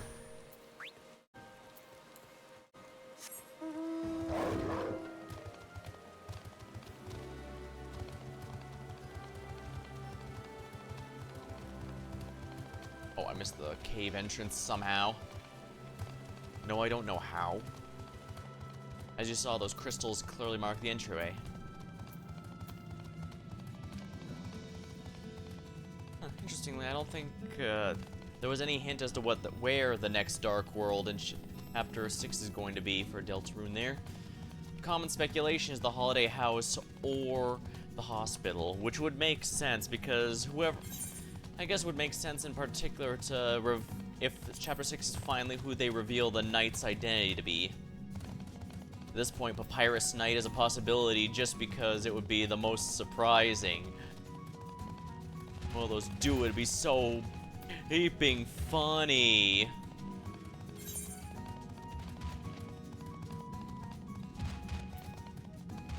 Now, of course, you do need to be extremely careful in this particular area, because if you aren't, you'll die and it will be easy for someone to come and resurrect you.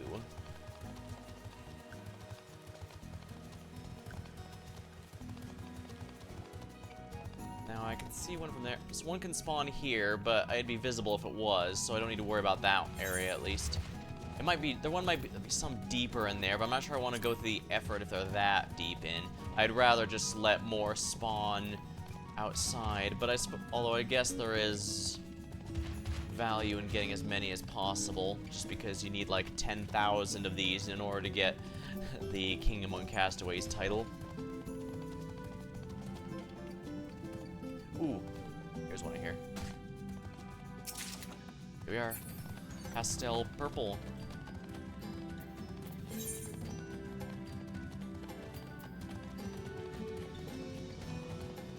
I believe there can be one in here as well. If it was, it would be in the staircase there.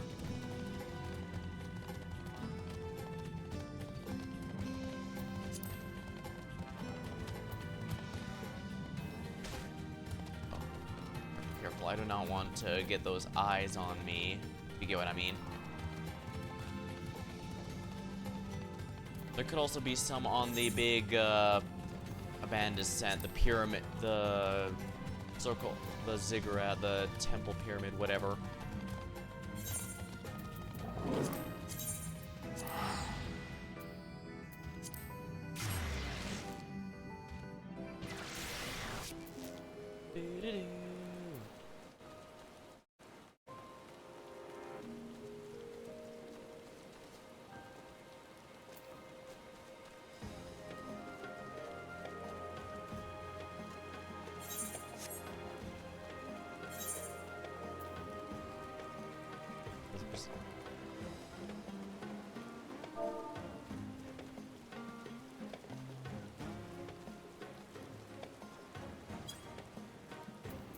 Notes of persistence.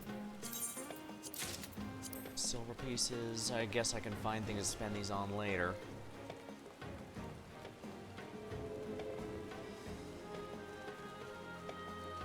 Hate to call it early, but then again, maybe this is a good sign here. Like I said, it's far from peak time, and it's in the middle of the week when you know there's stuff happening. A lot of people have stuff going on, plus it's a holiday week, so...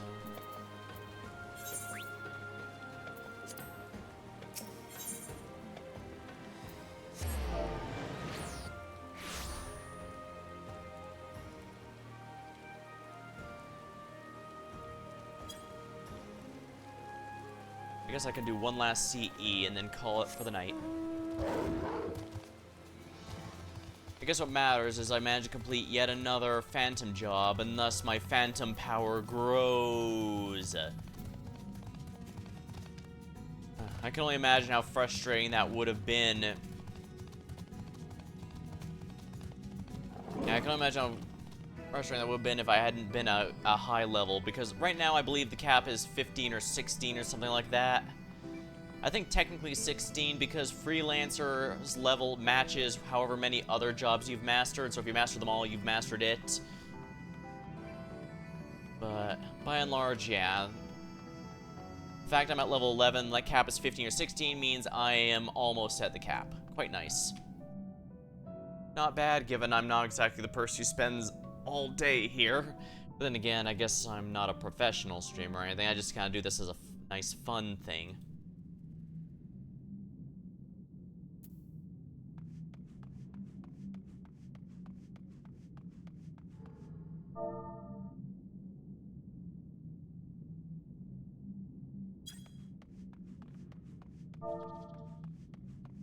As far as I can tell, all chests are tied to the character and not necessarily the instance, so it shouldn't reset just because I leave.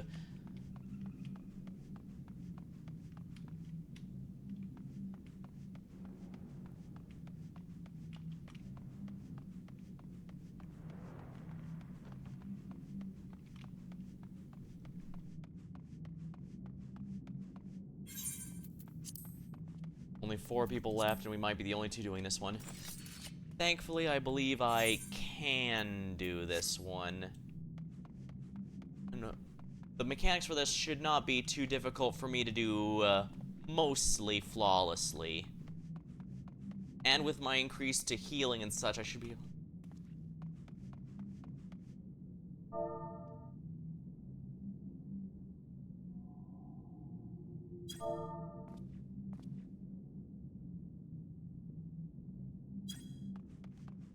Thankfully, this is one of the easier ones in my opinion, so I should, even if it's just us 2, it will be scaled to only 2 people, so we should be able to melt it, especially since, this person is Phantom Mastery 4, I Phantom Mastery, yeah, we should be more than sufficient.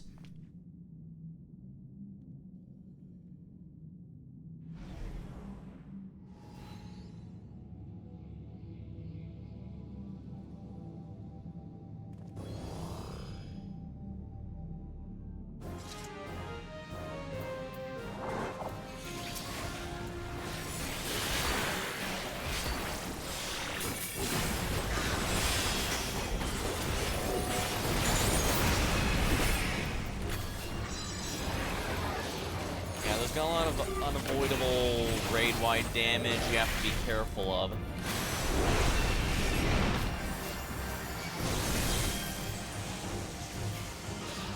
Ah.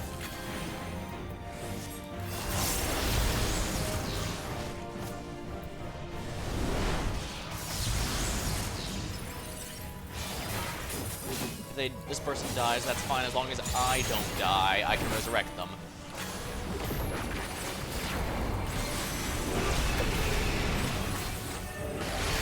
Alright, these are the wind ones.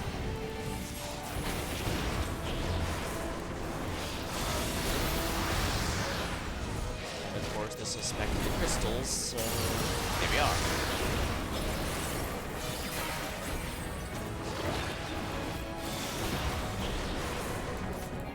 I'm not doing my perfect rotation, but I'm doing well enough. Yeah, see, even though it's just the 2 of us, the enemy is actually dying at a reasonable pace.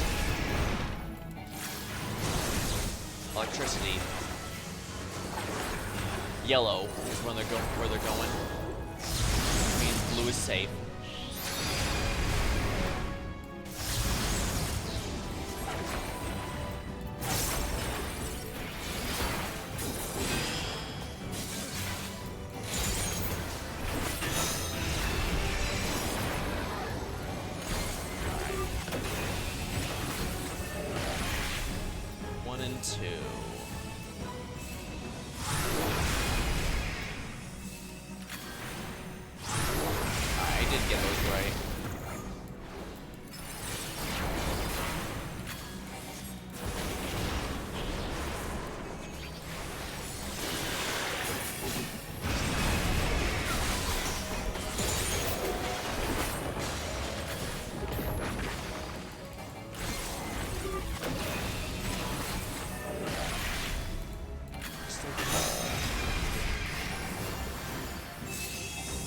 So one is safe. Far out is safe next. That means though. So this one's safe for the first step.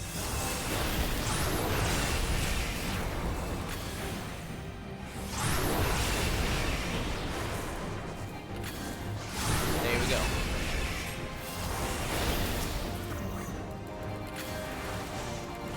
Yeah, remember how I said I like Red Mage's versatility?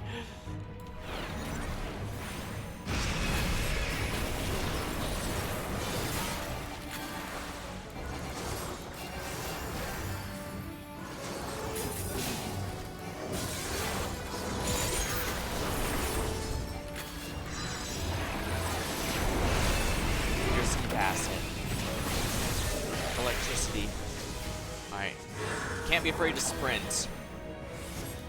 Alright, they teleport to yellow, so blue is safe.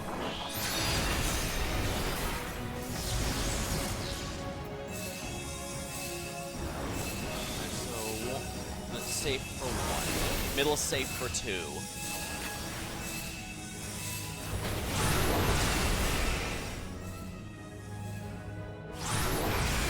And outer safe for 3.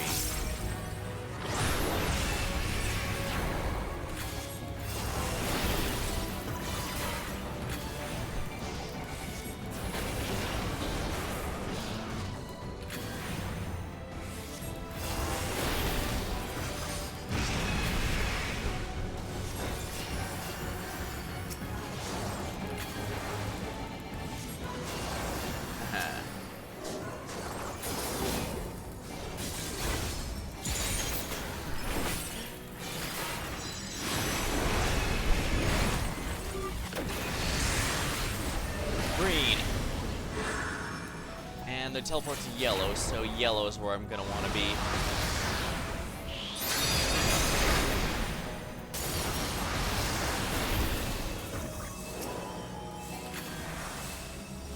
Alright, outer is safe for 1. Inner is safe for 2. Middle.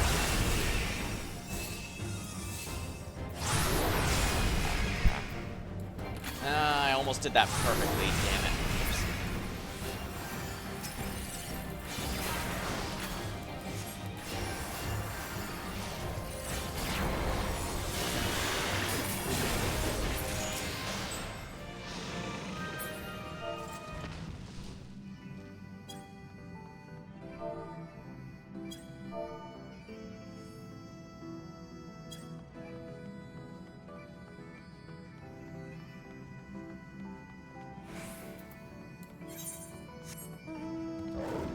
Yeah, like I guess I could check the tower.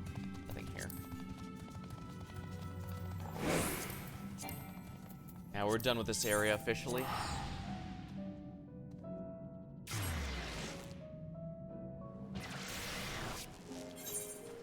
Should definitely get some repairs going.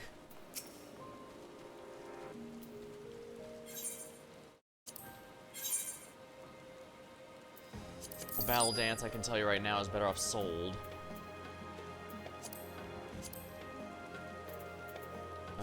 Yeah, that's better off sold. The others I can probably do something with. And of course, repair.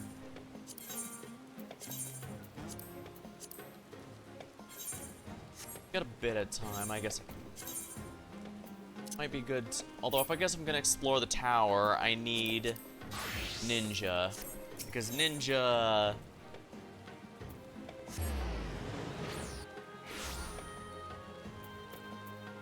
Oh yeah, I have a capybara on this one. I do wish they had a bit more variety in the music for mounts, but I guess...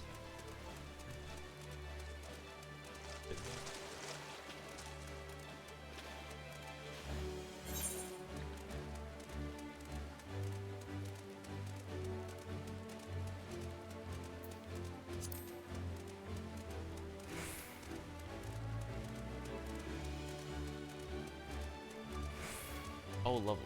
One right here. That's not a pain in the ass to reach. Wind up Tartaru. That's from... Is that in Eureka?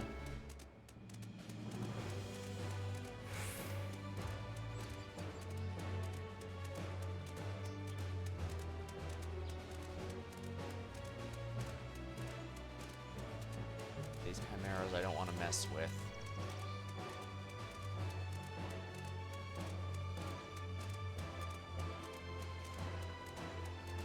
I wish I had a radar.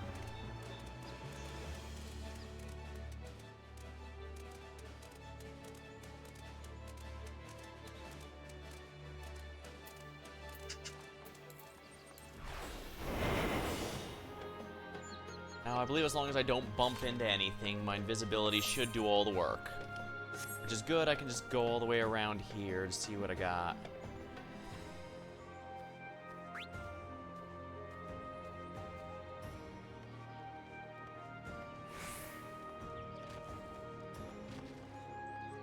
I have no intention of fighting, so I shouldn't break the jog, at least. But yeah, this is the main flaw here. I am safe, but it's gonna take forever to go anywhere, which is normally kind of dull, but there's nothing else to do here anymore, for better or for worse. So, it is what it is. It's a pretty short stream, and only half the time I was talking about Deltarune, but it was meant to be a chill night. I mean, I'm not even using my avatar because I felt it would be better to just let me just drone on and on about whatever comes to mind. Yeah, see, there's a chest there. I knew this would be worth my time.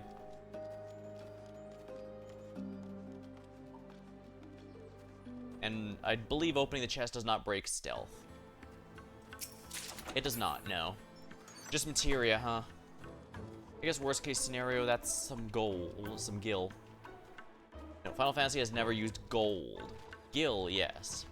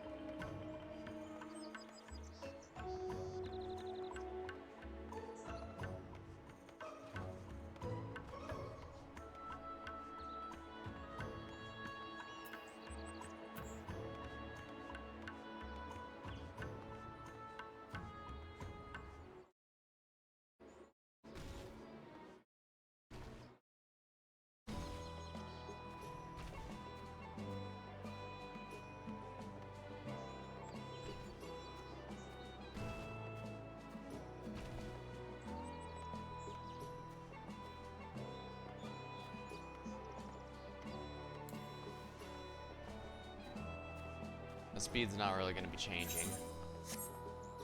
Ah, here we are.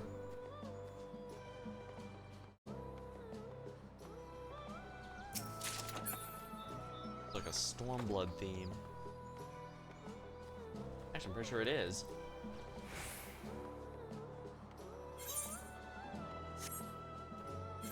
Yeah, we have the Scholars of Nim, the White Mages of Lost that Citadel, the Shadowed Cities based off the Black Mages.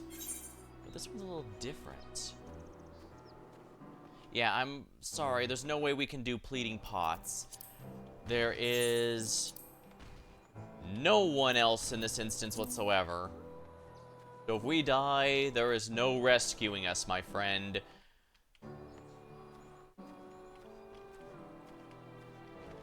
So, and yeah, I think the Fates just scale the last people to beat them, which means it's going to be assuming there's actually people here.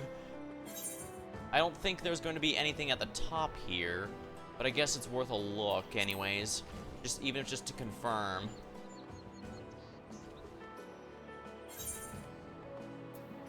Yeah, I need about 20 demi-materia for each weekly I turn in, so that's something I'll need to be.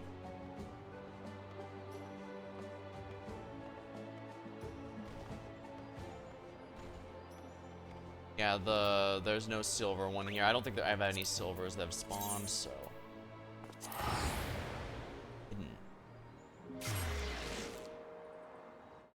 I got most of them, and I think that's what matters. So we're gonna go ahead and leave, and that's gonna be all for tonight.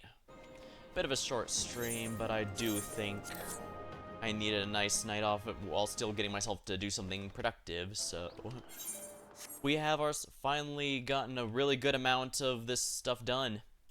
I imagine it'll be a lot more popular once the Northhorn comes here, because it's coming up, but it's not soon enough that people are going, oh shoot, I forgot to catch up on the Southhorn story here. At which point a bunch of people will be doing it at the last minute, because that's always how it works. 'Cause they always wait, put it off, and then, oh crap, the new content's coming. And how am I gonna get there in time? Oh yeah. Even among my friends, there's an argument whether Yellow is supposed to be a parody of Starlo from the Undertale Yellow or Woody from Toy Story. The friend inside me thing does make it seem like it might be a parody of Woody for the purposes of that old Woody theory that was going around for a while, but I don't know. At the same time, though, I'm not sure Undertale Yellow is about as all-encompassing as people like to make it out. It's good, but like Dragon Ball GT, it does suffer from an issue that it can't really introduce anything new to the mythos. It's kind of just reusing what is already there.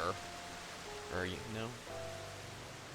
Like, even the biggest stuff from Dragon Ball GT is like Baby and Shinsenron, based upon the concepts that were based upon concepts that were heavily focused on the Dragon Ball wishes and the Tuffles, Typhorians, whatever it's the Saiyans defeated to take over their planet. So it's a